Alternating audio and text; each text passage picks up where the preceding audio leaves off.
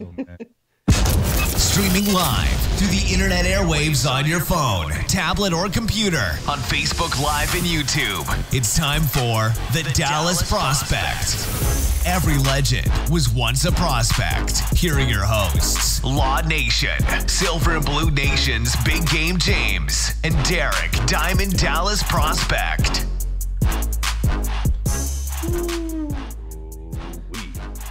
Man, I still get goosebumps listening to that thing, man. Hey, I told you when he says, and from Silver and Blue Nation, Big Game James. You know. Yes. Yeah. He said, your host. Made it sound official, didn't he? He said, your host. Hell yeah, man. Hey, last night was crunk, man. We did it up last night, so we finna do it up again tonight. Nah, we do. We don't give a hell. We just come with the thunder. It don't matter. You make you like Stevie Wonder. I'm trying to rap like you. Feel me? Oh yeah, man. But you can still bring this thunder, man. All we got to do is put these pieces together, man. That's all we got to do. DDP, man. What's up, man? Man, nothing much. I'm fired up for this episode here. We got a lot of good stuff to talk about. A lot of good stuff. Crazy 88s. 88888 888. Hey, what happened when you cancel that order? Do you say you're 89 that order? Man, I don't know, but it looks like something may be going down here very soon. I already got through my emotional, so I'm good now. I mean, I'm surrounded by eights, man. A lot of people out there in the Cowboys community think that I hate Dez Bryant, but the fact of the reality remains the same. It's about money, you know. And when you're talking about paying a player that much money, and I'm not talking about the reason versus results. We all saw a Okoye film out there. Everybody inboxing me a Okoye fan. Newsflash, me and Okoye talk. We review films together. So please, people out there, stop sending me those damn clips. Because like I said before, hey, it is what it is, man. We got to get things going one way or another. So, hey, DDP, man, what's on that top of that run sheet, man? Go and tell us what it is, man. Man, I think we got to lead off with some Dez Bryant talk. Had a big development come down today. We find out that Jerry Jones and Dez are going to be meeting on Friday. And I had initially heard that a decision was expected to come down, like the deadline was Monday. I'm now starting to think, based on some other stuff, we might hear something sooner. What do you guys think? What do you think this means? Well, I told y'all a little bit earlier what I thought. I jumped up early this morning. You know, the Dez Bryant was heavy on my mind, especially when they said they were going to have to talk with him. You know, Fish, I told you he's the guy that backs Dez like no other. He's the Dez Bryant guy. And when he's talking about there's a lot of people in the building, when he says there's a lot of people in the building that don't want Dez Bryant there anymore, okay. And then when he's saying that voluntary workouts are coming up this Monday, and we've seen this before with other players where they do not want you to come into the facility because if you get hurt, your salary is guaranteed. And when they're saying they don't want him coming in the building, and that's why they're having this talk, well, that tells me it's real. And when they're saying they're going to approach him about taking a pay cut, and we all know Dez Bryant has a lot of pride. He's going to be thinking in his head, I played and put my soul on the line for Dallas, injuries and everything, and y'all just going to tell me to take a pay cut and just like that? I can see Dez Bryant just saying, you know what, bump that. I'm going to go somewhere and really, Dez Bryant is about revenge too. You can tell that you know fire going to be in his belly. So it's real to me. And then, you know, if that does really happen, we have money or they have that money, they're going to have to do something in this draft. And the things are being talked about already, that there's going to be some big splash to counteract the Dez Bryant thing. Hey, man, you speaking to fire, man. And the thing is, guys, when you're talking about money, you know, let's just look at the bigger picture. I do know that everybody thinking you can't win games without Dez. Yes, you can. But let me ask you this, man. What are our records with Dez? You know, just go heart finding. I want everybody to pull out the stats. I know we got stat munchers out there. Get them stat munchers. Get Stat Patrol. Where they at? Get them out. Stat Patrol, man. I want you to see. Find them stats. Pull them out. We're gonna start from 20. Well, he started 2010, right? 2011, 2012, 2013, 2014, 2015, and 2016. Let's pull out the win-loss column. I'm not talking about, okay, you can't win without a dominant wide receiver. And I do know there's somebody going to say, yeah, it's blasphemous, man. But the thing is, we see the Patriots of the world, and I hate pulling them up. We see other teams out there. And I can just say this, the filthy Philadelphia Eagles that they are, they didn't have a caliber player of Dez Bryant, but they hosted the Lombardi Trophy for the first time. So I want everybody to bring out the stat munchers. I want y'all to tell me the win-loss record with Dez. Hey, we got to find out because, even when Dak Prescott came in after his rookie year, when Dez got hurt, I thought, this was my personal opinion. This was not saying I foreshadowed anything, but just when I saw Dak without Dez, Dak played better. Dak didn't fall off. We go into Green Bay 2016 and boom, we didn't have Dez then, beat them. And everybody was like, ooh, worried about Dez. Dak played phenomenal. But, of course, he did have Ezekiel Elliott. That's a huge thing. Ezekiel ran for like 190-something yards that game. But at the end of the day, I just don't feel the heart says I love Dez. I don't want to see him go. The mind says it's probably the right thing to do because we have to probably move on from that situation because at the end of the day, it's going to be addressed next year. You know what I'm saying? Mm-hmm. The only reason why we were talking about law yesterday, the only reason why I would say you want to keep him one more year because we don't want to have to go after a receiver in the first round. Now it changes everything. Before we were going to have to we could possibly got a good defensive player or maybe the best player available. Mm-hmm. Now you don't have a Dez Bryant there. Now you're looking at, now they're probably going to grab a receiver in the first round. Then you go start the same thing back over, paying a receiver a lot of money because he's a first round guy. But is there really a guy, they're talking about Calvin Ridley, is there really a guy like that to do that? I don't know.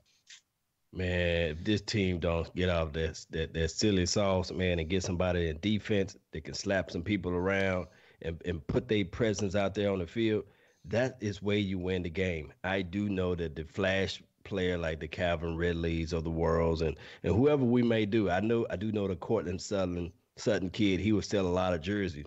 But I'm going to take my focus off Dez right now.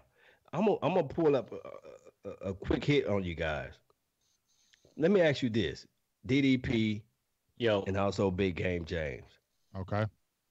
When Megatron left the Detroit Lions, how much did they fell off? Did they actually go to the playoff without Megatron, or did they actually pretty much remain the same? I'm going to ask you guys that question. I think it took them 2 seasons. I think they started really hot the first year without him and then fell off. And then I think they got back the next year. Well, I'll be the first to say on paper, I actually have a homeboy. He hit me up and I got in his inbox and I told he always bashed Matthew Stafford because I've always loved Matthew Stafford. I've always liked Matthew Stafford. I don't care if he ain't won no playoff. I don't care. I like Matthew Stafford. But I told him as soon as Calvin Johnson retired, I said, watch, Matthew Stafford going to have a better year without Calvin Johnson being there. And what did he do? He came in there and balled out without Calvin Johnson being there. The next year, he balled out because it doesn't matter. And it's already been proven. Well, you saw Julio Jones, Antonio Brown, these top flight number 1 guys. You don't need those type of guys we've seen to win games. You just need a good, solid receivers, a good offensive line. You can have a great running back. You just need that solid. You need a good tight end. You need a team. It's no longer where you feel like you have to go out there and reach and get that number 1 guy. We're seeing so many times you can get these guys in 2nd, 3rd, 4th, and 5th rounds now and be very productive. And that's what these teams are looking at now because they don't want to pay these players all this money now. No doubt. DDP, man, what you got? I mean, if they were to look to draft a receiver, to me we already know that a decision is going to come down before the draft regarding Dez Bryant. But if their thinking is that they're going to let him go and draft his replacement, while this offense's identity is built around the run game, it's still a thing where whoever you pick, he's not going to provide the same kind of threat. Even with Dez's kind of diminishing numbers, usually when you draft a receiver, unless it's like a rare exception like an Odell Beckham, you're not going to have a guy who comes in year one and lights the league on fire. You're really not going to have a whole lot in year two. It's usually year three when a guy takes off for the most part. There's been a couple, I would say, kind of exceptions in recent years. But I don't like the idea of taking a receiver at 19. You have too much need on the defense. It doesn't make sense to me to take a receiver that soon just so you can replace Dez. And then you're not even getting really an equal trade-off in that regard. And the other possibility that I'm afraid that they're going to consider is the idea of trading back in the first round and taking a first-round receiver somewhere around 28 to 33 and picking up an extra pick to think that they can still get then another good player to try and patch the defense. It's like forsaking the elite player with the thought of getting two very good players. And I don't really like that idea either, especially with some of the guys that could be falling to you at 19 or right around there if you even wanted to move up a little. Well, let me ask you this, because this is what I've been hearing.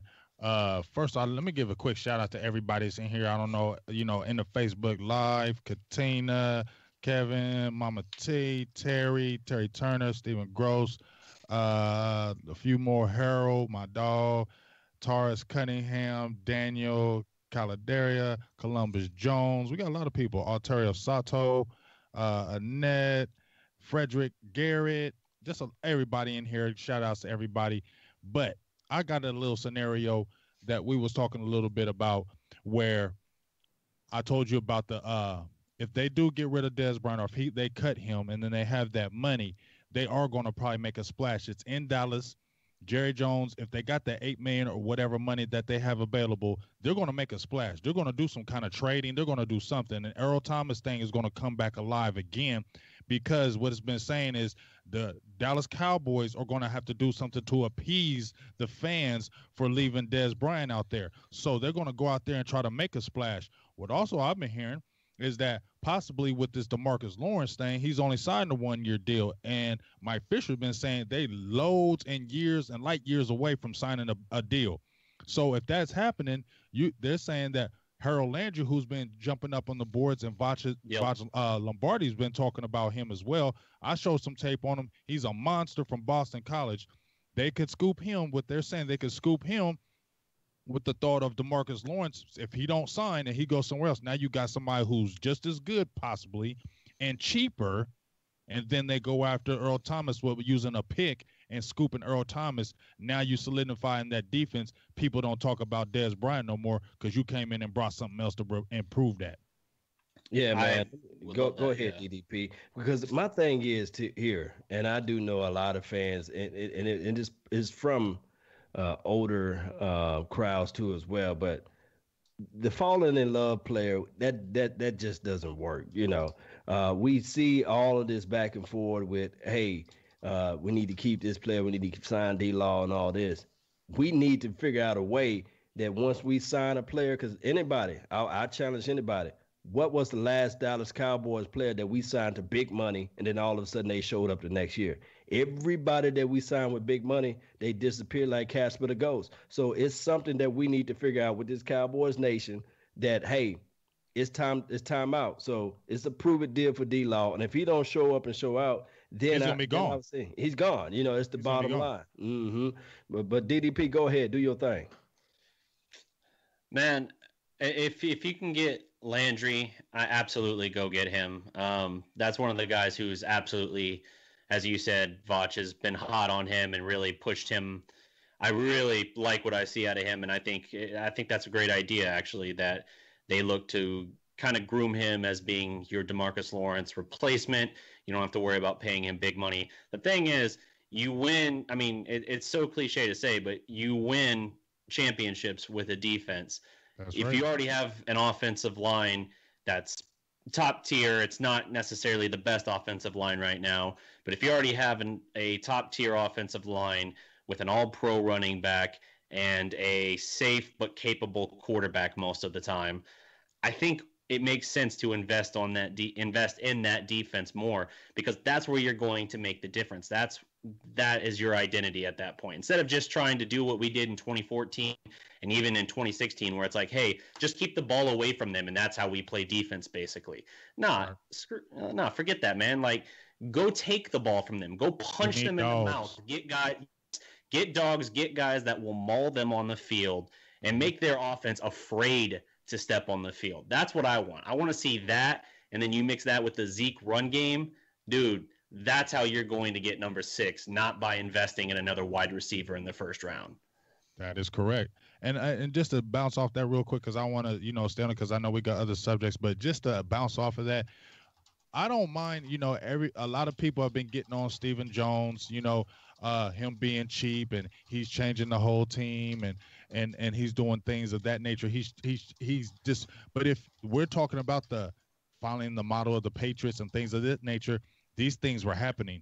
They weren't spending a lot of money on these other players. They weren't going out and doing those type of things. They were cutting these guys right before they fell off. They were getting rid of players right before their contracts were done. So you're seeing that same type of model. So if we're Cowboys fans, we either have to understand it's either one way or the other. Either we got to be shrewd and do the same thing with all the players and the coaches, because if you're going to be cutting Dez and doing all that, make sure you cutting Jason Garrett if he ain't getting nowhere this year, because I don't want to hear about you cutting Dez or coming at Dez and this, and then you give Jason Garrett another couple of years because he just happened to get in the playoffs again. To hell with that. Use that same model with your players as your coaches. So if you come in hard line with these players, you better be coming hard line with Jason Garrett and Scott Linehan and those dudes, because they're the reasons, to me, the reason why we haven't taken the next level, not just these players.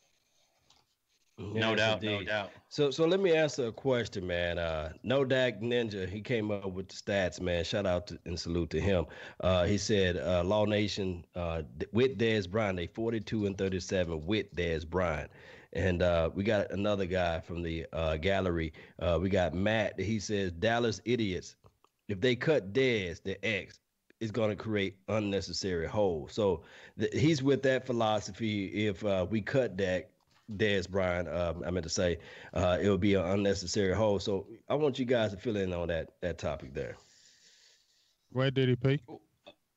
So I still think that there is a path for Dez staying in Dallas, and I still actually, although...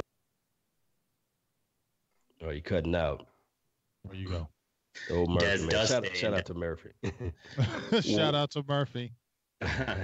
Wherein Dez does stay in Dallas. Maybe it's a situation where he takes a smaller pay cut and then gets like an incentive-based structure to it, essentially, where he can earn back that money. It still hurts the pride, but I think Dez wants to stay in Dallas unless they just, it depends on what the pay cut is, right? If we're talking about a little bit and it hurts your pride, if we're talking about like taking no pay cut, I still think that it's going to be a situation more than likely where they can come to some kind of agreement. My gut's just telling me that even with the way things look, I think Dez is going to be here for at least this one more year. I think it's going to be a situation like that where it just comes, where it's something where he can basically get through incentives, kind of make up that difference. But we'll see. I don't know. My gut feeling on this, I don't even want to I ain't giving no gut, because when I give guts, I look stupid, and then they be like, yeah, your gut sucks. So I ain't giving a gut, but just what I feel in my heart. What I feel in my heart, man, I just feel like you don't have all this stuff come up like this, and then they say, oh, okay, well, everything's good. Now let's go back and play football. It just don't seem like that. It don't seem like it has all this controversy just for it to end good, and then everybody's all good and everybody's happy again. It just don't seem like it's going to end that way now. That's in my heart. You had all this stuff coming up, and now all of a sudden it's going to be good. It just doesn't seem like it. Honestly, this is what I was talking to somebody I knew today. I feel like they grew tired of it. When Dez in his younger years and Romo was there, was because Romo was that lead over him. Dez had to come over him, and it was Romo's team. So you could have Dez blowing up and whatever. Romo, those guys could get him together, and it was kind of like he was young. But now they're looking at like they're trying to make Dak Prescott this leader. Dez is 29, and I'm telling you, those last couple of games, especially I think that Seattle game, when he was blowing up on the sidelines, going back to the old Dez. I love Dez, but this is real. I feel like these are real situations. When he was blowing up on the sidelines, I feel like they're like, you know what? We're tired of hearing this. We're tired of seeing this. And then when you come back and make a catch and then you fumble the next play, you don't think they're sitting up in the booth looking at that? You don't think No, they're no sitting up in doubt. the stands and sitting there thinking, you know what, this is more thin. We don't want to keep seeing this. We don't want to see no more. And then you're not matching this. So how do you know that at that time when they're seeing those blow-ups, they're not sitting there saying, guess what, we're tired of this. And you're either going to do this or you're gone. And that's either way it's going to be. And I think with Dez's pride, I just feel like he's going to be like, you know what, I'm out. Mm-hmm. And the whole thing is, like I said, those convinced against their will is of the same opinion still. I'm not saying that I want Dez Bryant to walk away and go. What I'm saying is that, hey, with 13, real, 14 million dollars, man, come on, man. Hey, you take that money, you can flex it out and help this young defense out. And defense win championship. Now, if you don't want to win championships, if you just want to look cute out there, throw up the eggs every Sunday or every other Sunday, then go ahead and do that. That's doing the same thing over and over again. That's what kills me about the Dallas Cowboys fickle fan base out there. We want to be great, but we don't want to do what it takes to be great. We want to sit around here, walk around, and tell everybody how about them Cowboys, but we want to sit back and say, just like somebody in the comment who left a crazy comment and said, Dak Prescott is trash. You know, like you got name me any other second-year quarterback record that's better than his, and I'll sit and wait. I'll sit there and listen to what you have to say. Or better yet, do about 2 or 3 videos to prove the fact that he's trash, and I can rebuttal and show you plans and processes that he go through. And guess what? The reason why Allen Hurns signed with the Dallas Cowboys, because when he flew out here, the first person he saw out there by himself practicing, doing his thing out there was, guess who? Dak Prescott. So you mean to tell me that Tony Romes, and I'm not trying to compare Dak Prescott to Tony, but you mean to tell me Tony focus was on football? Come on, man. He was trying to work on his golf swing. We need people like Dak Prescott out there on the field, practicing and studying and improving on his craft. Now, one thing I know, and I'm from Mississippi, and I know this one thing. Mississippi State was trash. That was a trash organization for many of years. And you mean to tell me that this quarterback from nowhere took this team to be like top 10, top 3, top 4 in the nation? I think at one point, they was number 1 in the nation. You're talking about Mississippi State. If you guys ever he took him from unranked to what, number 1, and I think that was one of the first times in history that had been done, taking an unranked team to number 1 in the nation. He did it, put the whole team on his back. No doubt.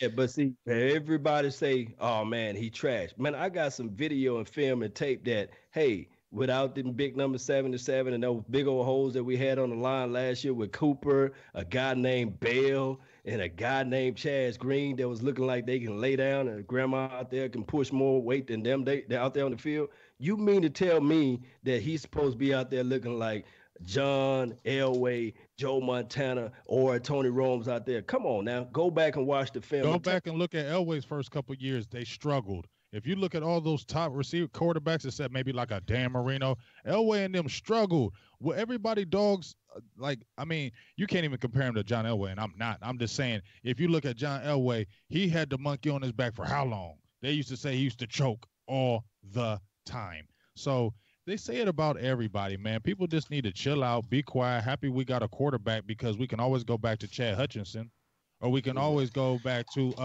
Ryan Lee. Or Brandon Weeden. We can always go back to that. Does Cowboys fans? It was only a few years when we had Brandon Weeden and Matt Castle. It was only a couple years when we was looking and I was screaming and crying every time I seen them hike the ball and I knew they was going to throw a stupid pass. I don't want to see that no more. So guess what? I'm happy with Dak Prescott. Only second year winning quarterback. You got another year to show and prove, and I feel like he is. And let's give him time to. And if he don't, then let's guess what? We move on and find somebody else if he don't do it. It's real easy.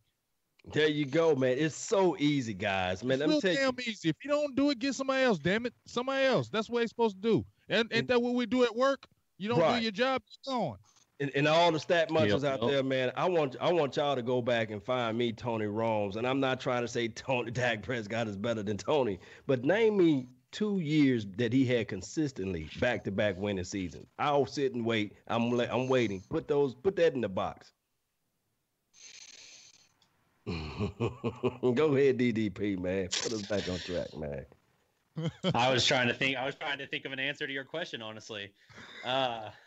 They can't pull it out because they can't say, man. Because 08 they fell back. 09 they were better. They've always alternated years pretty much with Romo, unless it was 8-8, 8-8, 8-8. But yeah. Quick shout out, Michael Sinclair. We also got Albert Pays and Dolian Wilson here in the YouTube chat. What up? Guys, thanks for listening.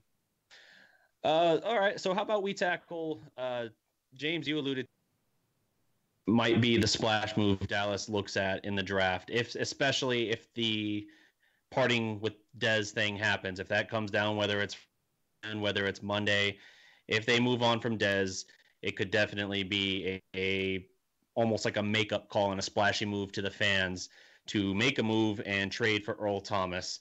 Now, I was trying earlier to find the report I saw on this, but there was a mention that a scenario for Dallas getting Earl Thomas would require picks number 50 and 116. That's Dallas's second and fourth round pick.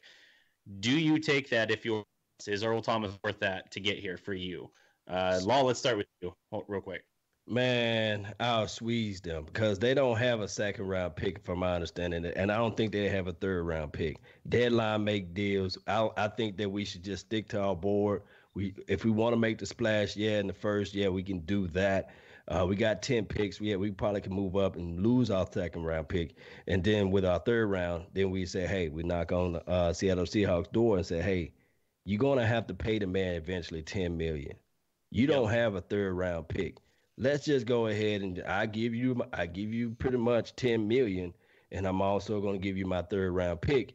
And just let bygones be bygones. Let me go ahead and move on with the guy. You know what I mean? So we can still get our first round draft pick, or move on up and get whoever we wanted, whoever we have our eye on, and pretty much be happy with him with Earl Thomas with a third and maybe conditionals.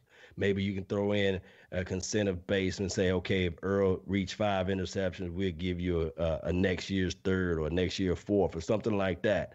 Hell, that's better than any other results that we had in the past anyway. So why not will and deal that way? Yeah. What do you think, James? I mean, damn, he just took everything out of people's mouths. So I just say, all right, well, I mean, you said a second and a fourth? Yep. Pick 50 and 116. A second and a fourth for Earl Thomas. I don't know. That just I think I'm feeling Law because it just seems rich. Yeah, it just seems rich. You know, all these other teams are not doing that. You know, it's like these other teams are giving up like quality players, and they're not giving up second and fourths. You know what I mean? Yeah. They're not doing that. So why should we have to get squeezed for Earl Thomas, who I still say I love Earl all day, but he has had injuries, a major injury. Achilles. Is 28. Achilles is big. We don't know if another one can. You know what I'm saying? We don't know if another one can blow out. You know what I'm saying? And he's 29. Yep. He'll be 29. So those are the factors that are really blowing up in my mind. Second and fourth seems real rich for a guy who's 29 and coming off injury. Yep. I think I misspoke earlier. I believe he had a broken leg. I think the Achilles was Sherman. But, yeah, I agree. It's a 29-year-old safety. As great of a ball hawk as he is, as great as he is going sideline to sideline, it's still an undersized guy, a little bit of an undersized guy. And a second and a fourth is really rich, especially when you then consider that he's going to immediately want a new contract, paying him $10 million plus a year. I think that's too rich to deal with. As bad as I want Earl Thomas, and as nice as it would be to get him after losing out on Dez, I just don't think that's a price I'm willing to pay if I'm Dallas. I think you squeeze him for something a little more favorable. Hell, I think you could maybe make something work day 2 even. As Law was saying, I don't think Seattle has a lot of picks, especially rounds 2 and 3.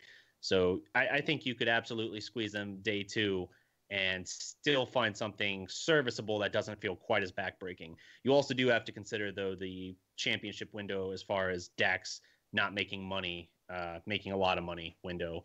You pretty much have, just this year, because they're going to sign him to his new extension, you would assume, at the end of this season. So at that point, I think you're looking at essentially the closing of your window for your ideal go win it now while you can afford to pay other guys instead of your quarterback.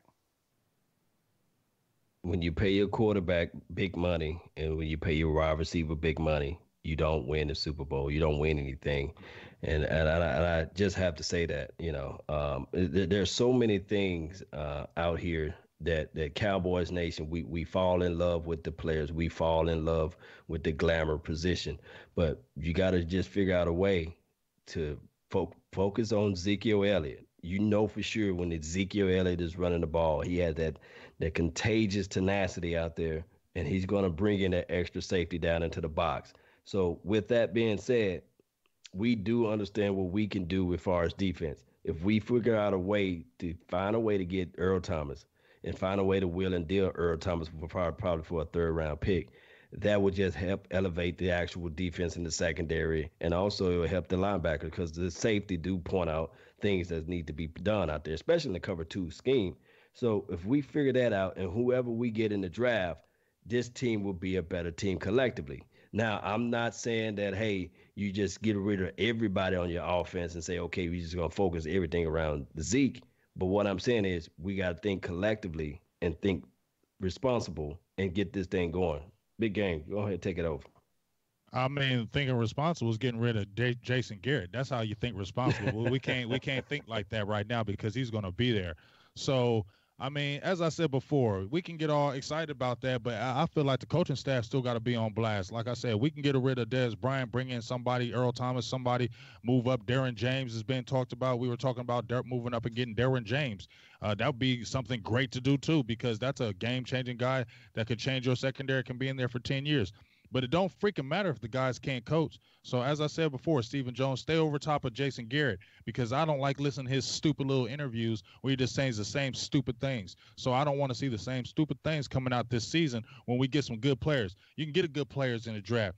Get a Landry. Let's say we get those guys. Coaches got to coach them up. So they got to be on blast too and putting these guys in the right positions and not having the same dumb, boring offense like we did and being predictable. Because I guarantee you, if Dez Bryant is gone, you better be able to coach your ass off now because now you don't have that. He is a playmaker. You don't have that. So you better coach up Dak. You better coach up that offensive line, and you better show your coaching skills if you plan to make all these major changes. Coaches better step the hell up to me more than any damn thing. Speak the truth. No doubt, no doubt. I dropped the mic on that. Well, I just dropped it. Blah. Boom, bam, man. That hey, was DDP, man. I got a quick question. Didn't you have a topic? And I see, and make sure let me get shout outs to everybody up in here. What's up, everybody? I hear y'all. Yeah, y'all feeling me up in there in that Dallas prospect about Garrett being trash. Give me a holler and say, Big Game James, we feel you on Garrett being trash. Just throw your hands up in there and wave them just like you don't care. But you said something to me, DDP. I think you got a subject on there about linebacker who you're saying that is Broadus in love with him? Is it the Vander Esch kid? Vander Esch, yeah, Vander Esch. Is Brian Broadus in love with him? Yes, he Broadus, and it sounds like a fair number of people within the Cowboys are very much feeling Vander Esch at 19. And that's that BS. And you know why? And see, they're gonna get food. They got food with this is where the Cowboys sometimes get funny. They get somebody do a good combine, Byron Jones, and then you start getting all excited and you're like, oh, he can do this and he could do that. Well, he still played at Boise State. Okay. Yeah. I want some Oklahomas. I want some Alabamas. I want some big time players with some big time pedigrees. I don't want Boise States. We had 5 Boise States. Okay. And they're just okay. Scandrick was okay. Crawford, who else? DeMarcus Lawrence just now. I mean, Boise State ain't been ballers for us. What's the infatuation? The kid is 6'5", 260 pounds. He doesn't play to it. He has the 4.6 fit in the 40, but you don't see it on the field. He's just like a regular guy. Everybody so happy and excited about this? And if the Cowboys don't do anything and they were to pick him at 19, I'm gonna be pissed as hell that they went after a 19 and because of his combine. I don't want to hear that crap. You better go out there and get a player, not no Vander Esch. And I totally disagree with that. And I know Brian brought us the man. And he could say, James, you don't know what the hell you're talking about. But I think I do. And I don't think he's going to be great. Yeah, no, I agree with that totally. I would not be happy at all with that pick if they were to take Vander Esch at 19. I think at that point you're wanting, if it's me, I'm wanting either a linebacker if one of the really top guys that we like falls to that point, Or I would also like, Harold Landry that we mentioned earlier. I think elite defensive end makes a lot of sense as well for the pass rush. At that point, you're building an elite pass rush. That's the direction I want to go with it. Hey, Law, I got a question. What do you think of the Notre Dame wide receiver? Let's see. Guy's got a crazy name. Let's say X St. Brown, EQ St. Brown. Oh man, I wasn't even going to try and say that name. I know somebody can say it, but I definitely can't do it either. I still have, to me personally, Equanimeous. Now, if he falls into like the 3rd or 4th round, then yeah, but he's not gonna fall that far to me. It's just one of those things where I just don't. I'm just not heavy on wide receivers outside of DJ Moore or Christian Kirk. Maybe Big Game James know a little bit more about him because I just really not been focusing on him like that. That question comes from Buddy Johnson, by the way, in the chat. Mm-hmm. What up, buddy? What up, buddy? Hey, I know about him. We saw him at the combine. That's Producer G's guy. That's who Producer G loves. I love DJ Chark. Some other guys. I like DJ Moore too. I'm gonna be honest with you. We seen Thomas. The dude is huge. I mean, you do get excited. If you saw him up close, you would get excited about him, Law. The kid is big. He's like a solid 6'3", big shoulders, and he's got a very, very cocky attitude. He's very carefree, but he works hard. Like when he got on that bench press, I think he threw like 23 on that bench. If you see him, he's smooth. And I got excited about it after you watch some of his tape. He plays to his size, too. He doesn't play small. He plays very big. So if Dallas were to draft him like the 3rd or something round, 3rd or 4th, I would not be mad at all at that pick. Not in the 1st or 2nd or anything like that, but 3rd or 4th rounds, I wouldn't mind addressing the receiver then. Like I said, I wanted DJ Chark in the 4th. I don't think he's going to last that long, but I like Thomas, and I think he could bring a lot to the table. I don't think he may instantly come in and, be like a dominant receiver, but he'll be a threat for real. Okay. Very nice. So Law, did we get what your thoughts were on Van Der Esch at 19? If that's on the Brian Broaddus interview. Hey man, if we get, I'm really see. Last year when we picked Taco Charlton, that show that day wasn't PG-13. It was one of those days where I couldn't hold it all in, and I had to end up deleting the video, but. It was one of those days where I knew what type of skill set that Taco Charlton had. And Van Der Esch is kind of like similar. He don't come from a good, sturdy program. And I do know that a lot of people going to mention like, oh, well, this player came from this program. Stop talking about the program. But what I'm saying is if you got, let's say, a Rashaan Evans out there, or even if you have, believe it or not, even if the Cowboys foolish enough, if you Vita Vea's right there and they say, well, we're going to stick with our philosophy. We don't like defensive tackles, and they get Van Der Esch. Don't you know how crazy that would be? Because we play, 75, maybe 80% of our snaps in nickel anyhow. And people fail to realize that everybody's sleeping on Jaylon Smith. Jaylon Smith will be 100% this year. And he will fly out to the ball. You guys going to see some explosive stuff coming from him. But neither here nor there. I do know that we still need linebacker help, but not Van Der Esch. Exactly. Hey, DDP. Yo. I got a quick question for you. I got a lot of people in the chat box talking about these players, so I'm going to give them some shout-outs. I get a lot of people. So I'm listening to y'all. So we ain't forget y'all. We talking, but we ain't forget y'all. So I got people in there. A lot of people are mentioning, I don't know if you know about him, Jesse Bates. He's a safety. He's been high on the charts. Did any of y'all think anything about him? Because he's like, I'd say he's about the 3rd ranked safety out there right now. I believe Wake Forest is where he's coming from. I've seen That's what I was trying to think, yeah. What do you think about him? Or no, I want to hit you with this, DDP, because you Oklahoma guy. The Oklahoma linebacker's been mentioned. Obi, what do you think about him? Obo, yeah. Obo. So for Obo, whatever the hell his name is. Obagoya Okoronkwo, sir. Yeah, man. So Obo, man, he's a great pass rusher. He's a little undersized. I kind of feel like he's a tweener. Mm-hmm. He's a little undersized, but he's got good speed off the edge. He kind of works with how Oklahoma does their defense, and that's not at all to say that that's a great scheme that they run there. But you kind of always have that one speed rush guy off the edge, right? Before him, you had Eric Stryker. Mm-hmm. So he fits the mold well. I like what he can do. I don't even know what round he's projected to, honestly. I've had him, despite being an OU guy, I've admittedly had him that low on my radar where if they were to... fourth. That's kind of what I was thinking. Yeah, like a fourth, maybe fifth. Mm-hmm.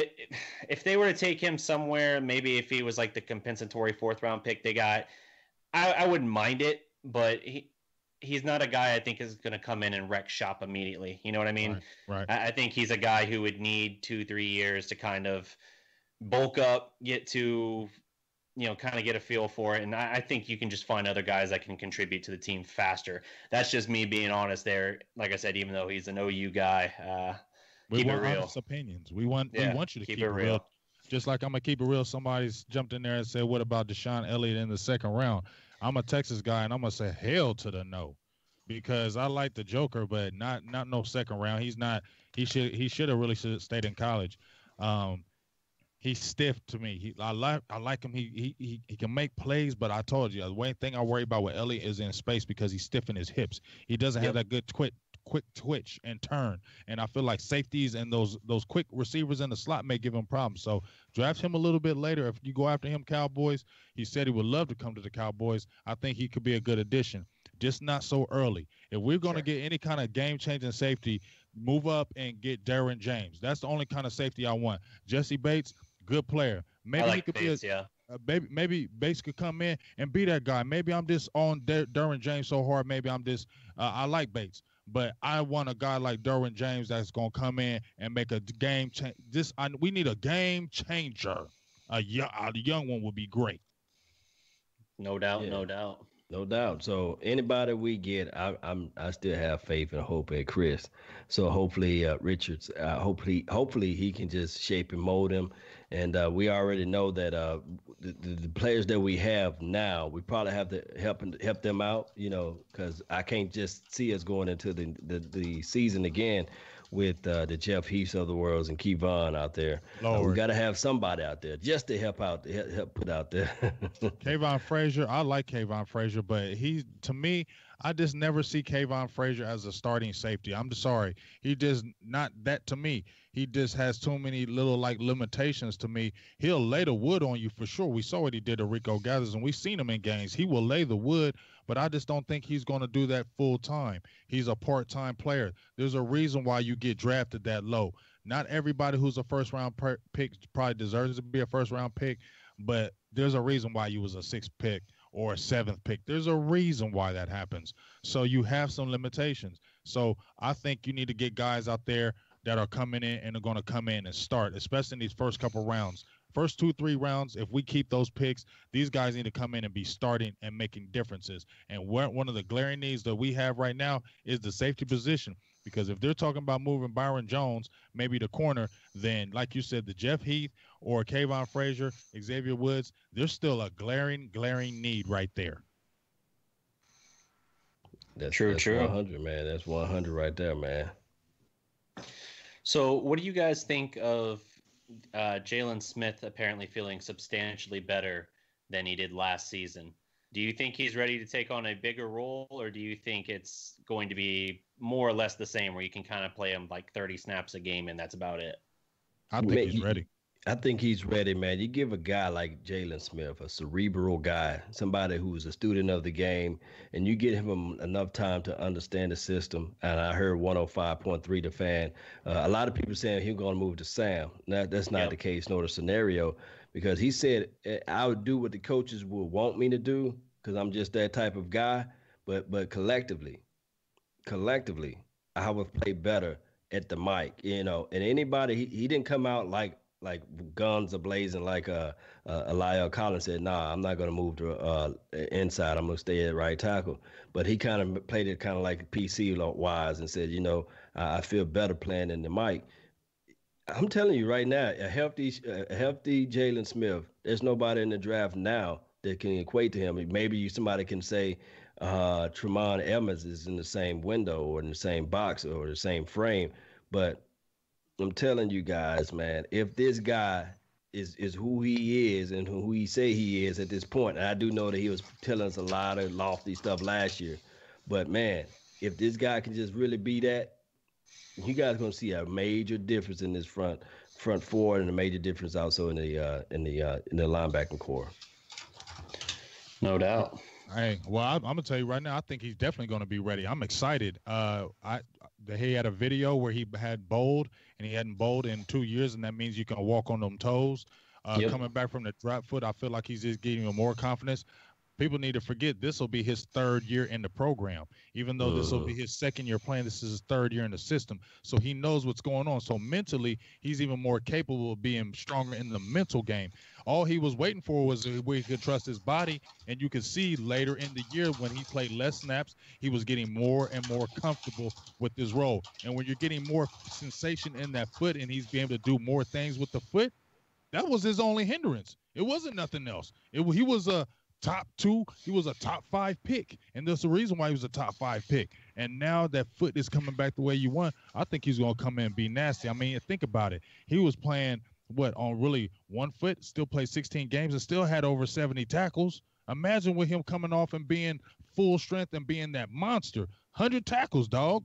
Middle linebacker, what he was doing at Notre Dame. That's why you drafted him in the 2nd damn round. Yeah. Before his injury, man, he was considered a generational talent. So if he's getting back to form, you got to think, last year, yeah, he was here the year before, but he didn't play, obviously. So last year was his rookie year. So you had a year of development for a guy that's considered cerebral. And if he's getting anywhere near 100%, which when he was 100%, he was considered generational talent and the kind of guy who could be a 10-year stalwart on the defense. That's what Stephen Jones and the rest of the executive told us. So if he can be anything like that, even just a solid guy in the middle, I'm happy with it. But yeah, I'm a little nervous moving him to Sam just because I'm a little weary of just adding that physical, stress on him. We moved Sean Lee away from that to try and protect him a little bit. And I think in Lee's case, it added years to his career. I'm a little weary to do that with Jaylon, but at the same time, if he really is 100% and they don't think it's a risk to re-injure or anything like that, then maybe it is worth it. Yeah, well, you know what, DDP? We drafted him to be the man. You know what I'm saying? So this is the year that he needs to take over. We can't trust Sean Lee to be healthy all year. We already know he's going to get hurt. We know Sean Lee going to get hurt. So this needs to be the guy that needs to be that rock in that foundation. They were pumping him up last year. So this needs to be the year, if he's fully healthy, that he takes that next step and be that dominant force that we need him to be. And we need to get more guys around him that are animals and dogs. No puppies. None of the little softer guys the guys that try to help you up when they knock you down. No. Push you in the ground. You said it earlier, DDP. Maybe you didn't say it with your chest, but I'm going to say it with mine. But I felt you say it, but I'm going to say it with mine. Guess what? I'm tired of the games. We need to get dogs, and this is the time for Jaylon Smith to be that dog. It's time for us to make moves. We're in Dallas. It's time to show and prove. If Dez is gone, then we need to come out here with some thunder and let everybody know we ain't going to be the same old Cowboys. Somebody may be gone, but we're coming back with some fire. And it's going to be in there. And them stupid Philly fans going to try to be in there too. So we can't be having that, fellas. You feel me? Because I ain't trying to hear them punks up in there talking all that dumb trash up in our stadium because they won a stupid Super Bowl. We need to make things happen in that draft. We do, man. We need to come locked and loaded and ready. Hey, let me ask you both guys this question. What is the identity of the Dallas Cowboys? Just let me know. What is the identity? One. What, run game? Yeah. On both sides. Like, on offense, what's the identity of the offense? Right now, what is the identity? Smash mouth football. Yeah, run the ball. Zeke. Nothing else. Zeke. Yep. All right. So how you craft around the identity? How you improve the identity? I guess you go with a Will Hernandez, So that's just all I have to say on that. Now, as far as the defense, what is the identity of this defense? We don't have one. Cover two. Yeah, we don't have one. But right now, we got crafting one. That's different, though. We have a plan, it feels like, on defense again. Because we got Chris Richard. Okay. Well, but I meant even last year drafting the corners we did. Okay. But I see. Okay, you say that, DDP. we got them players, but the coaches got to get those guys in the playing positions, because what was our problem? And Barry Church even brought it up. Too much rotation. Guys can't get in there. And what was I'll point out a game that just really bothered me, and I won't forget, is when I was watching us play the Philadelphia game and we played the Seattle Seahawks. Jordan Lewis was playing lights out, was sticky. The next thing I know, he goes out and I see Anthony Brown there on the outside. I'm like, why? Did Jordan Lewis get hurt? What's going on? That kind of stuff was just asinine to me. Like, why are you doing that? So at the same time we're drafting these guys and we have a plan, then make sure the guys that you're putting in the plan are playing the positions that need to make the plays, and they can't be sitting down. You're letting guys in there getting burnt like toast like Anthony Brown. Don't make no sense to me.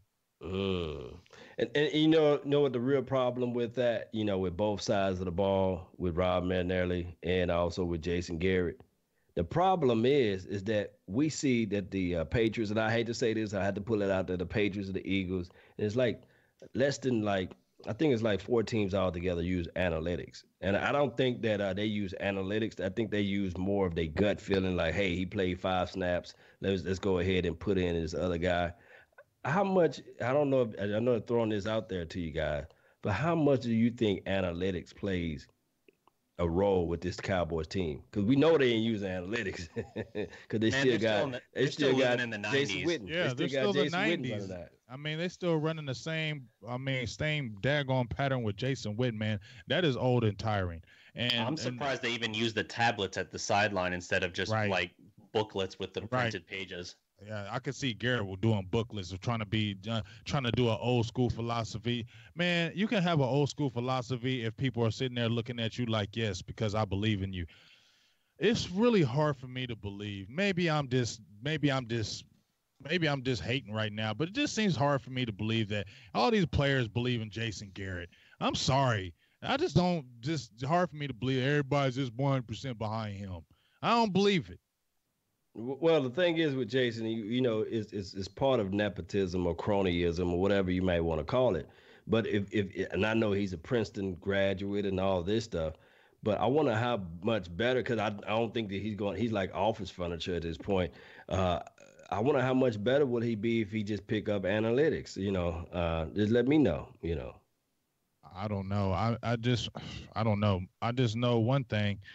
Some kind of analytics need to be coming there, because it seems like whenever we get in a 4th and 1 and we're in the 40-yard line, that's why maybe Dan Bailey's legs all messed up. That's why Dan Bailey's legs messed up. You know why? Because we kick too many field goals. He getting tired of kicking field goals and his leg hurt. He getting hamstring pulls and groin pulls, because anytime we get near that 40, we kicking a field goal. And so we'll drive down the field goal. Drive down the field goal. Drive down the field goal. They score a touchdown and a field goal, and we lose in typical Cowboys fashion. Yep. Yeah, I think in the case of Garrett, he's ultra conservative, and yeah, that does lead to a heightened dependence on guys like Dan Bailey. It's all right to go for 2 sometimes. We're talking about? It is, no doubt. It's okay. It's okay to go for 2. And if you don't get it, it's okay if you didn't get it, because now maybe you have the other team thinking that they may try this again. So let's beware. So now you just don't be the Pittsburgh Steelers with it. Don't do that. I'm just saying that was kind of just dumb. But the problem with what does everybody say the problem is with the Dallas Cowboys? We are too not just conservative. We are always too predictable. We are predictable. Like, we will go down the field predictably, and then we get stopped. We predictably will punt, or we will go after a field goal. Everybody, they know how we're going to start out, just like you said. First 2 downs, we run up the middle. 3rd down, we drop our dump pass. It's like everybody knows us, and that is our problem. We have no creativity. So when teams come in there, they already know what to do to beat us. And then once they get at us, it's like it's like they're taking the spirit away from us, because it's almost like, damn, these dudes know what we're doing.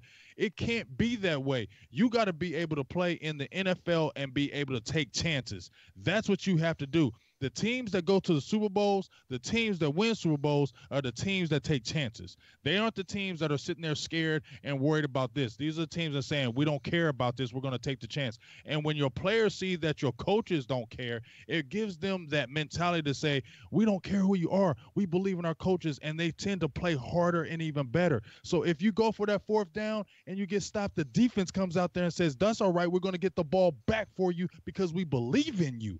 That's what it's about, man. Something strange about that belief, man. But hey, you said it all right there, man. I can't even say anything after that, man. That's what's it. I need some yak. I got you, fam. What you got on tap next, DDP? Talk to me, dog.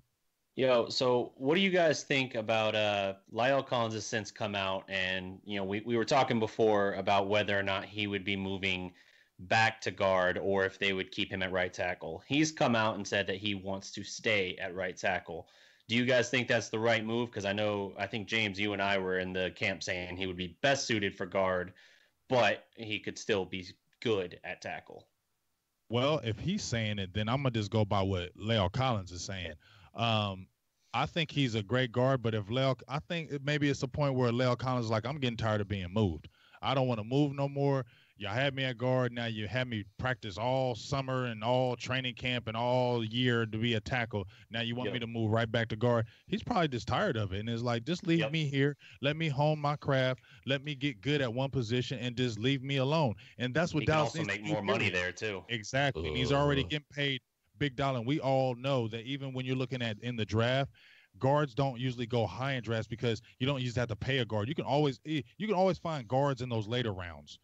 But those tackles are always high priority because they're protecting the quarterback. So just like you said, he got that big money as the tackle last season with the extension. It wouldn't make no sense to move him to guard when you're getting paid tackle money.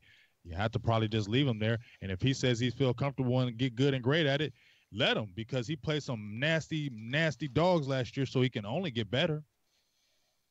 I agree 1,000%, man. And when you're talking about playing tackle, it's all about hand placement and how fast you can kick out too as well out of your stance. And it's just a whole different world. You pretty much, when you playing right tackle, it's just like left tackle. You're on an island to yourself. Of course, you do have a little rapport with the guy next to you. But when you guard, all you got to worry about is clearing out lanes and pushing and pulling. And the thing is, I think that it's all a mental capacity too as well. And when you have a different mindset, like La'el Collins, of what he's saying is, hey, I want to be the right tackle. I want to be able to protect the right side. I'm already having my hand placement together. I'm already having my kick out stance together. I have my technique down. I don't want to just fool around and change this all up just to appease a certain fan base or certain people out there on the coaching staff. I know what I can do as far as my skill set. And no, I'm not going to just move over like a cheap, So what I'm going to do is, okay, if you want to get me out of this right tackle position, then come for it. Fight me for it. You know what I mean? And I think that La'el Collins, believe it or not, if you look back when he played left guard too as well, hey, look at what happened. He beat out Ron Leary, both seasons. He beat him out. So did he? He beat out. He won. It wasn't given to him. He beat him out, and then when he got injured, when he got injured, they just said, you know what? It was the same scenario. Whereas we winning now, let's just go ahead and keep him in that spot. Trust me. I don't think he beat him out. You think that it was just a part of coddling because of the fact that he was a projected first round guy? Yep. That's exactly what it was. I'm gonna tell you right now, because when Ron Leary didn't have no bad camp. Ron Leary, and as soon as he got hurt, Ron Leary came right in, and what was our offense doing? Mauling and mashing. And Ron Leary was pissed off, and that's why he wanted traded, because guess what? He felt like he didn't have a fair chance. And because that's what Dallas did. They looked up when he had that problem with the pregnancy with the female, and he didn't get drafted. Dallas scooped him, and they said he is going to be the next guy. So they weren't giving Ron Leary a chance because they weren't anointing him already. So I don't feel like he got a fair shake as far as Leary did. I don't feel like he did get beat out. I feel like that's who they were grooming, and they put him there because as soon as he got hurt, we didn't want Ron Leary to leave because Ron Leary was mashing in 2016. Okay. So you trying to tell me it's the same philosophy with Bryce Butler? Bryce Butler clearly beat out T. Will last year. Yeah, it's the same philosophy. They like Terrence Williams. It's who they like. If Dallas likes you, you're gonna play. Period. Damn it. Damn it, it's the coaching staff then. We can blame everything. Why are we yelling at Tyrone Crawford? What does everybody mad at Tyrone Crawford? Because he makes too much damn money. But who likes him? The coaching staff. So if the coaching staff likes him, guess what? Who plays the most? The guy they like. So by them not using analytics, they went and used their heart and said, okay, we gonna use our eyes and not what the analytics say. Analytics say you make too much money and you're not a defensive end. The analytics say move your ass back at defensive tackle where you made your money and stay your ass there. That's what the analytics said. But Dallas coaches say, no, he's versatile. Let's move him all the way around, and he does nothing. So, man, all across the board, you can say that. So you can say that with Byron Jones. You can say that with Crawford. You can say that. They definitely have a thing for getting guys that they say are diverse, but they're good at a lot of things, but they're not great in any one particular area in a lot of cases. And so that leaves you with guys who can, whether it's injuries or whatever, you can plug them in a bunch of different places, but it doesn't necessarily make the team better. It gives you the illusion of depth, is how I feel, as opposed to getting a real difference maker at that position. We took Byron Jones when we could have had who's the Landon Collins safety? Yes, Landon Collins. I was almost saying Landry, and I knew that wasn't right. Landon Collins.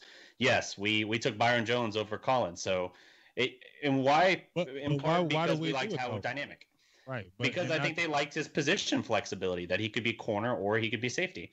And I think they clearly saw him initially more as a safety, and I don't think that was correct at all. I think his on-the-field production shows that. But if you would have looked at it, this was a surprise. Like I said, Dallas, they if you look at the tape, when you saw him at UConn, he played 2 years at corner, 2 years at safety. Nowhere did you ever see a dynamic playmaker. So that's where I was confused when I went back, and I was trying to get excited when they drafted Byron Jones because I knew how bad I wanted a safety. I seen the measurables, but when I looked at his tape, I'm like, this dude don't get no interceptions. Like in no time, nowhere. So where is he going all of a sudden come into the NFL and he plays for UConn?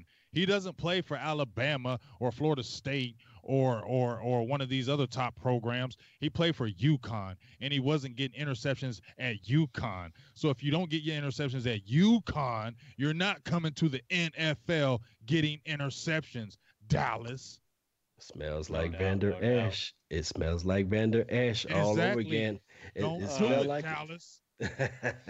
I'm going to go out on a limb and say something's gonna happen. They can't give us Vander Esch. Something's gotta happen. It's in Dallas. It's in Dallas, especially if they end up cutting Dez. You got to give us something better to cheer for. And no, that does not mean go get a receiver. That means go get someone who's a real impact player. I will jump out of my seat for a Vita Vea. I will jump out of my seat for a Harold Landry. Vander Esch isn't getting me to do anything other than, I was going to say change the channel, but we're going to be doing a live remote, so I guess I won't be doing that. But, yeah, man, they got to do something more impactful than freaking Vander Esch. There's no way. It's not a guy you take at 19. Hell no. And if they do, I'm slapping fools. Mm-hmm. But watch this. Watch Vander Esch go to the Patriots and they win like 13-3 games. Everybody gonna be like, see these three guys on this prospect show. Oh man, they didn't know what the hell they were talking about. I don't give a hell. I'm gonna say he went to the damn Patriots and he got coached the hell up because he came to Dallas and we don't know how to coach up those type players. And that's what I'm gonna say to them. So shut the hell up when y'all coming. Dallas should not take Vander Esch at 19, and if you think they should, then fight me. Fight me. You on that triple yak. Fight me. Yeah. That's what our boy RJ Young always says. Oh yeah, man. Shout out to RJ Young. And shout out to those in the chat box, Italian Cowboys. Shout out to everybody in the chat box. What's up? Yeah, my Cowboys family. JVZ, shout out to you too as well. J Farm, shout out to you too as well. I got that health and wellness system. So shout out to you too as well. Got me all better this week. Hey, you doing all that coughing this time. Right. Hey, James, I got another question here for you. Bring it. I got someone asking, if you're Dallas, would you trade back with New England for their first-round pick if it meant picking up an extra pick? Ooh. Trading back with New England. So you stay in the first round, but you're picking up an extra pick. Look. New England got the 23rd pick, I think, or the 24th, and I think they got the 32nd pick, right? Yep. Now, I believe so. And presumably, I don't think you're getting both of those. I think you're getting one and maybe like a 2 or a 3, but let's just roll. Right. So let's say they need to move up. They need to get a tackle, right? Yeah, they're going to move up, so they're going to want to trade that pick to move up. to we go back down and get an extra pick. Yep. Mm-hmm. So I wouldn't trip off of that because I feel like there's enough players that we could still grab somebody. But the only thing I'm worried about, if we move down, we might miss some guys. And that's why I don't think we can do it. Yeah, we might miss some guys because I feel like there's some guys we might miss. I'm gonna leave that one alone. But there's some guys. Yeah. We need some guys. I'm not a gambling man myself. I gamble, but we need some guys. Yeah, well, I mean, like, I'm a little bit like, if I know I can get a guy that I really want at 19, I'm not going to roll the dice and say, maybe I could still get a guy I really like and pick up an extra pick.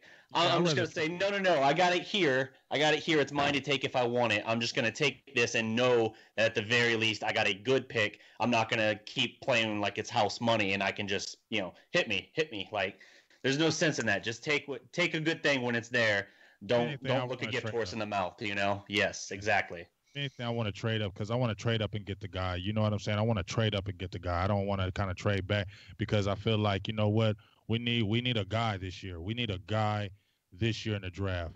Much like when we were getting Zeke, you knew our offense was going to change. You knew when we got Zeke. Everybody was geeked.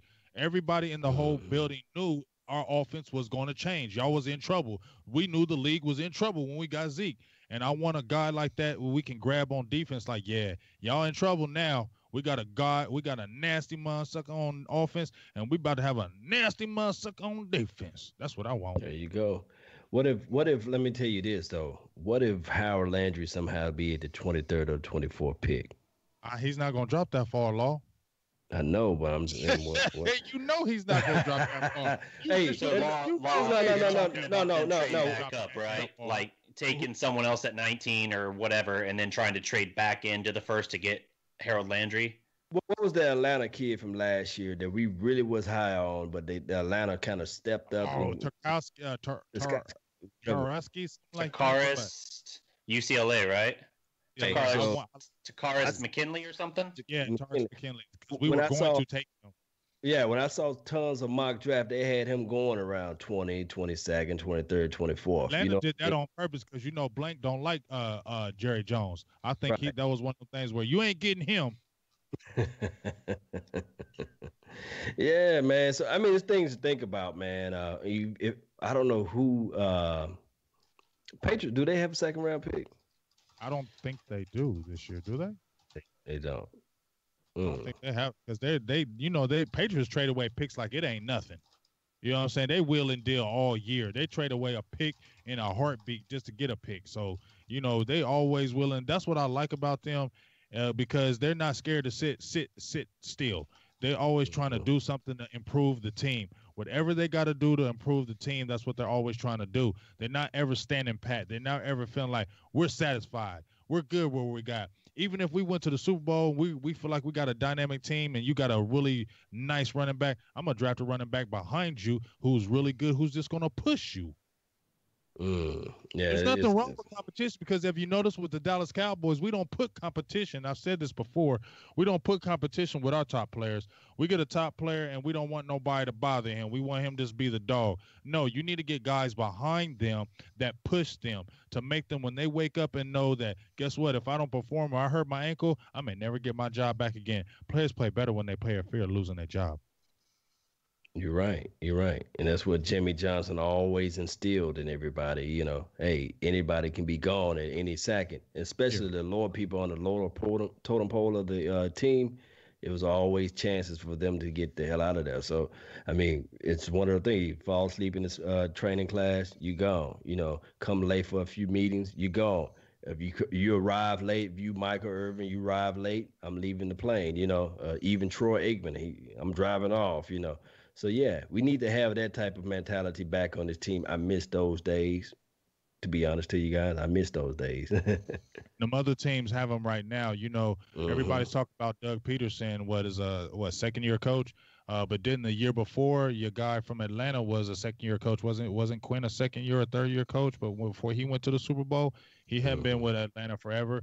So it's just kind of getting old to see these young or these guys are just coming in, taking these jobs, and they figure out the plan, and then they're getting these guys to the playoffs, and they're consistently staying there. Pete Carroll comes in from college, dominating, takes over the Seahawks, gets to the Super Bowl just like nothing because he came in with a plan, and you could just see the Seahawks were always replenishing. You see what they're doing now. They're getting rid of all the old people, and they're coming back new.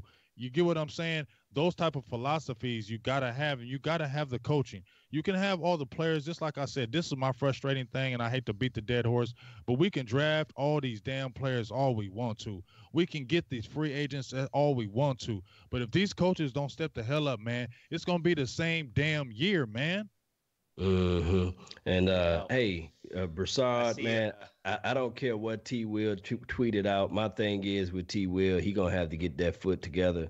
That type of injury that T. Will got, you know, it's going to take about 6 months for that bone to heal. And we saw what it did to Dez. We saw what it did to Julio. We saw what it did to Hakeem Hicks.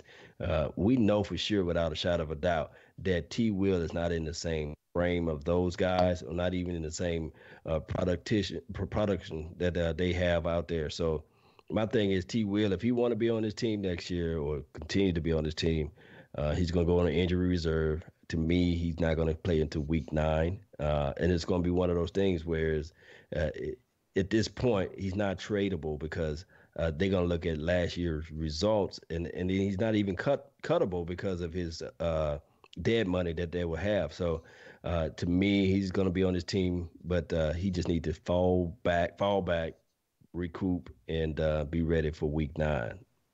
There it is. Hey, Law, quick note. You were mentioning earlier New England maybe not having a second-round pick. Shout out to J10 Payne in the chat. New England has 2 second-round picks from the Garoppolo deal. They have the 11th pick in the second and 63rd. Oh, okay. So they got something out of that.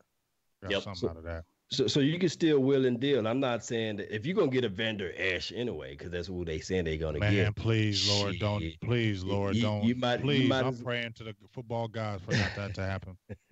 I feel better with a Vander Esch at the 23rd and then multiple picks within the second. But it's just one of those things. I'm not saying that the Cowboys should just deal or dance with the devil, because, you know, them damn Patriots, they always figure out a way to craft their way into something and just make things, turn water into wine, turn all this stuff, turn sour bread into cheese. They got ways of just turning things around. So I'm not saying you dance with the devil to get what you want, but man, it's one of those things where if you're going to pick Vander Esch at 19 and he still could be on the board at 23, man, you might as well get another pick out of it. Might as well. So who do you guys think? Yeah. So who do you guys think is going to be the this year? Oh, man, say that again. Whether it's a guy with some character problems. I saw that they had, I think it was Arden Key from LSU in. I know he's had some off the field issues as well. Do you think that might be someone that they could end up rolling the dice on, since, like I said, there's one seemingly every year? Nah, the thing is, Roger Goodell don't like the Cowboys. And if we get an Arden Key, they might find out something that he done did 10 years ago, and they're going to figure out a way to suspend the kid. My thing is, let's just go ahead and get somebody that's clean. Get the choir boy, because we don't have the staff to put people in the right places. No, because if you got problems, don't come to Dallas. Because if you do drugs, and if you smoke a lot of marijuana, I don't know if you want to come to Dallas. Got a lot of people that got in trouble for smoking weed. So we just drugs are bad, okay? It just doesn't seem like we have the great. You seem like some. I'm not saying there's other teams that have bad support systems too, but it just seems like, and Dallas ain't no quiet place. It's high society. You can kick it in Dallas. You can have fun in Dallas. It's fun out here. Out there. So at the end of the day, I just don't feel like they got the support system to where if you get a guy that like the Callaway kid from Florida, the receiver that was he's really good, but he's a knucklehead. So if you had knuckleheads that come to Dallas and they mess up, I just worry that how is he going to be on the straight and narrow? We don't have a good track record of guys leaving us being positive. Hmm. Hey, and what was that guy that was drafted with the Denver Broncos? He got caught with weed too as well, or blunts and stuff like that. I think his name was Ray. I think he Shane got Ray. drafted. Shane Ray, right? Yeah, that's Didn't it. Yeah. hear a word from him after that. You know what I mean? I don't know if he No. ever got suspended or anything. He was just on the up and straight. And whatever He happened gets to suspended. like he didn't get suspended. Like, and then I can go on for days, like the Frank Clarks of the world. The Seattle Seahawks. They wouldn't drafted that guy. Remember what? He Remember had before? problems at Michigan. He had domestic Hmm. violence. He had issues, and you haven't heard. I think he said something silly on Twitter. I think he said, but you haven't heard a lot of crazy issues with these guys and they take chances on them, and they still are productive and don't get in trouble. And then you see us take a chance on a player, and then they never play. I don't get it. Mm, I'm jealous. Me, I'm jealous. It makes me mad because you see some of these teams that, like the Patriots in them, they'll gamble on a trouble player and they get them straight. We gamble on a trouble player and they never do anything with us, and then we end up cutting them, and then they go to another team and then they do good. All the time. Watch if we was to cut Don't cut Randy him. Gregory. Somewhere, piece of Oh meat. man, the Cowboys were wrong for letting him go. That's why Jerry Jones ain't letting him go.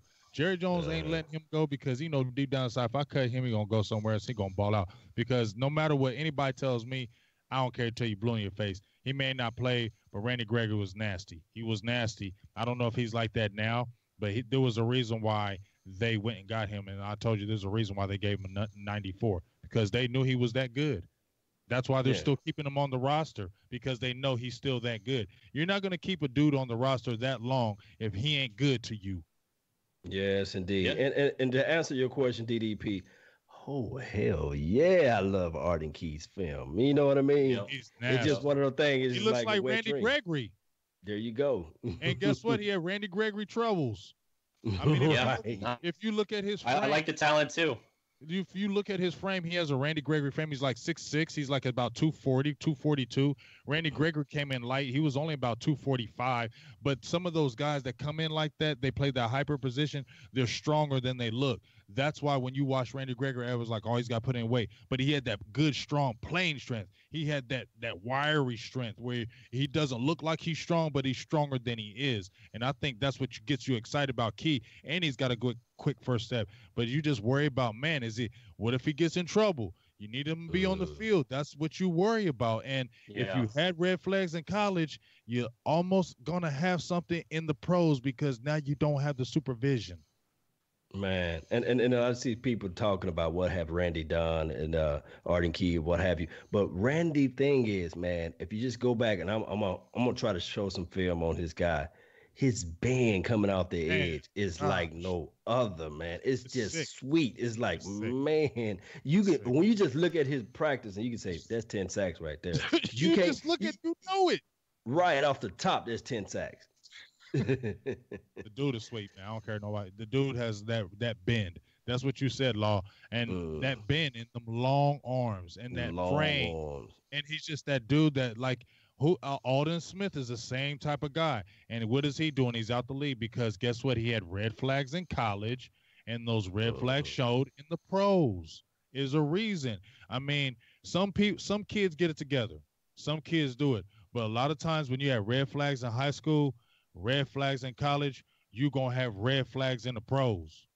Right. And for those who just need some type Gregory of did comparison. himself no favors. Right. Yeah, Gregory Gregory did himself no favors by failing the drug test at the combine. As soon as that happened, I mean, you basically have, 3 strikes before you have to serve the year suspension. He was literally on strike 1 before we even drafted him.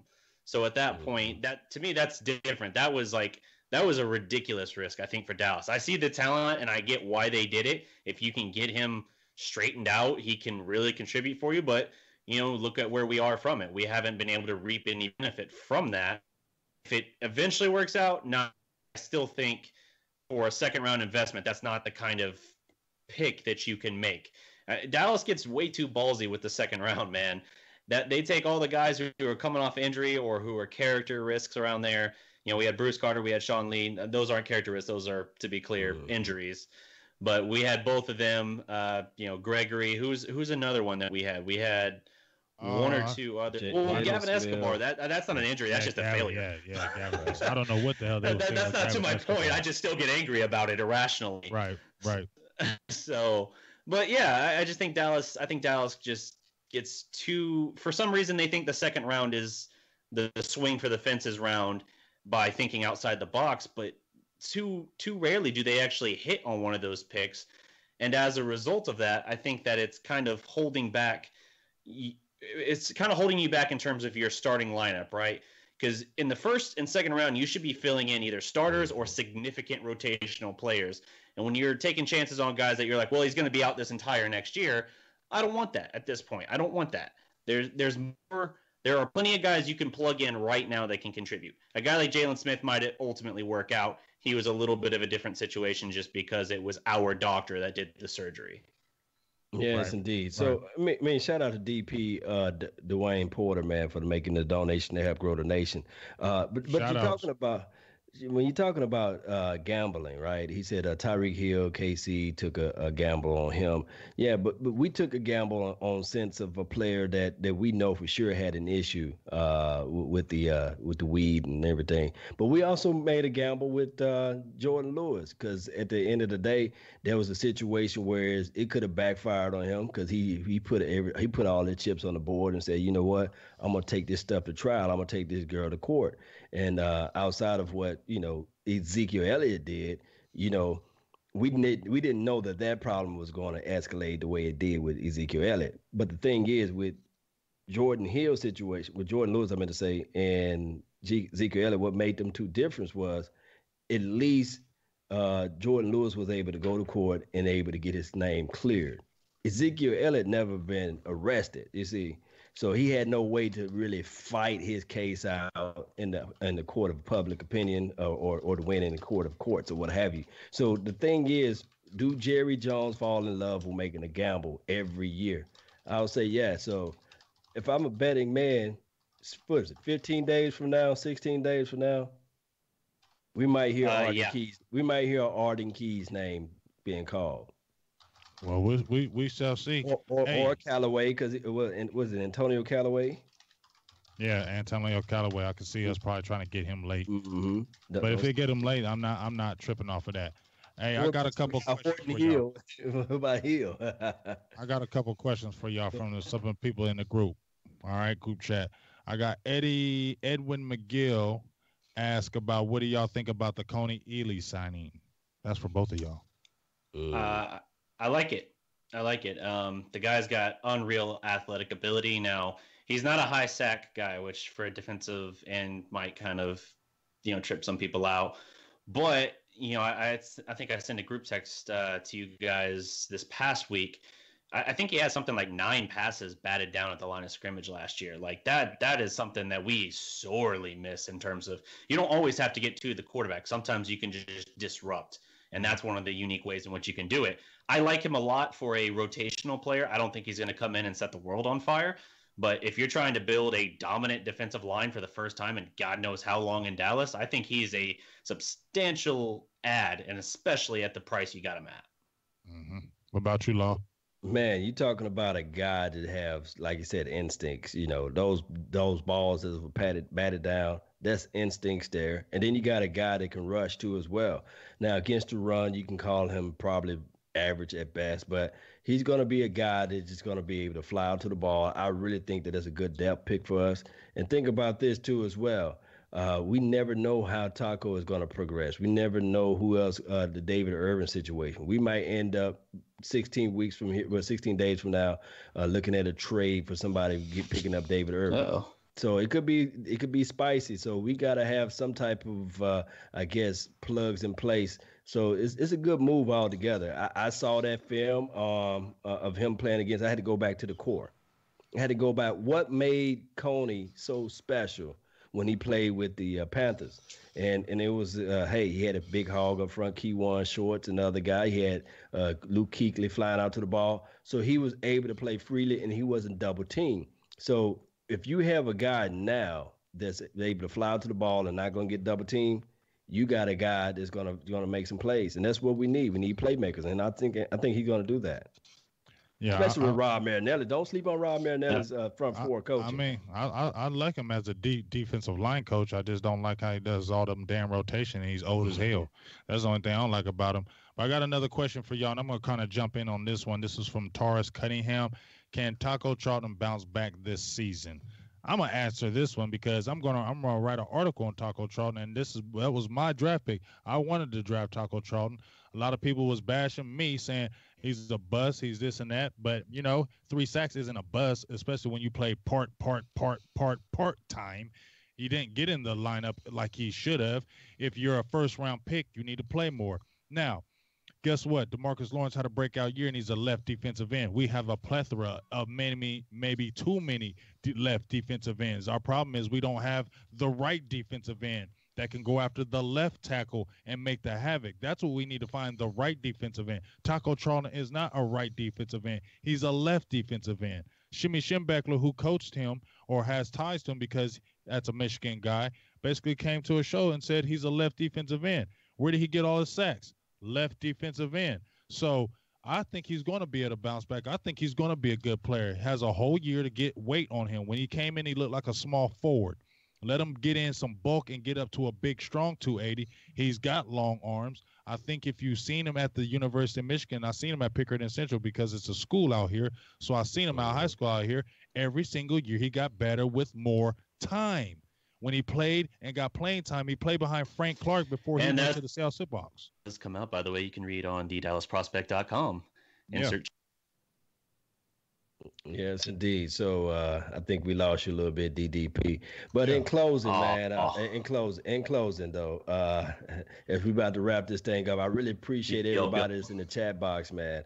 But in closing on Taco, the off-season moves that I want Taco to do is get his lower base stronger, right? Mm-hmm. I want him to be able to understand what position that they have him in, is learning all the knickknacks and paddywhacks to get to the ball. And I think he will get his footing together. So look for year 2 and 3 for him to be even better. So DDP, man, if we wrap this thing up, man, what do we got coming around on the draft? Well, what to expect? Yeah, so Thursday, the 26th, the day one of the draft, we're going to be doing another live remote at the Mexico Restaurant and Club, same place we did our live show last month. We're going to have the draft up streaming all throughout the restaurant. And we're going to be basically breaking down every pick, letting you know how it affects the Dallas board and all of that.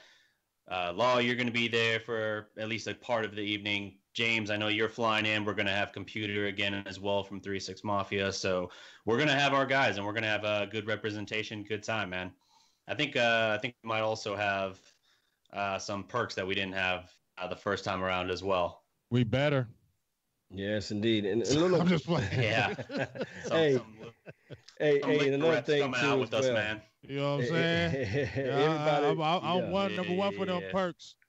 Yes, indeed. And those that's in the chat box, those who are out there watching the show, I want you guys to help us out tremendously by liking this video. Don't forget to share this video as well. And Big Game James, tell them where they can find you at too as well.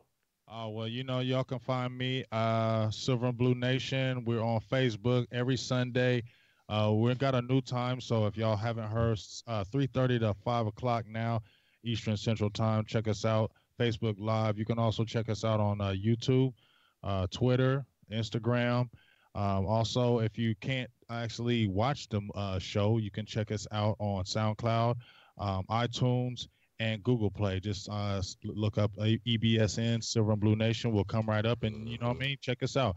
You want to check out the page? We always got hot stuff. Big Game James page. I am proud of that page because I do go hard in that page. I am proud of that. I try to keep it up to date. And, very opinionated on that page. Don't hold nothing back. And that's where we want to be.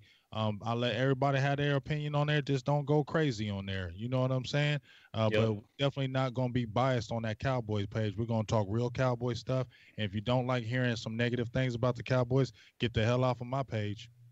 Yeah, get going. And I'm talking about the baddest, man. I'm talking about the best producer in the land. Producer G is on the ones and twos, guys. Everything that you guys seeing set up right here, right now, is from Producer G. So you guys don't forget, man, go to his Facebook page at Silver and Blue Nation.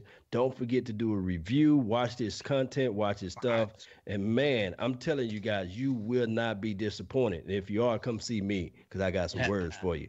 Hey, DDP, man, go ahead and tell them, man, where they can find you at too as well.